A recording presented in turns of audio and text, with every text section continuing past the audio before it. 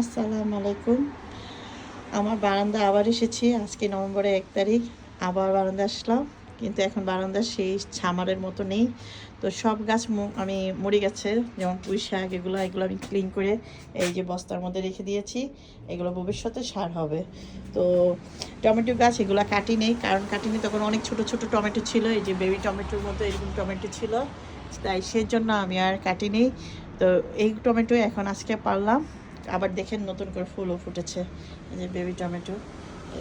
আজকে এই যে এই পেরেছি।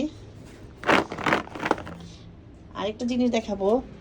এই যে দেখেন কি সুন্দর একটা মরিচ গাছ হয়েছে, মাশাল্লাহ।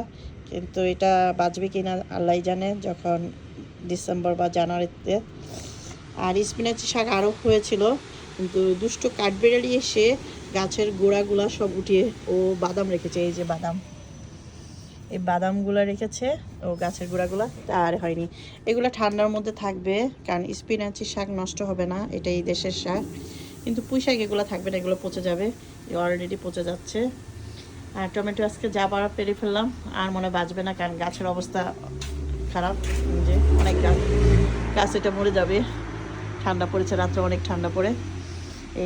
এটি একটু বারান্দা আছে দেখে এই জন্য এই সাইডটা, মানে যে ঠান্ডা পড়ে না, এই সাইডটা ফুল ধরেছে।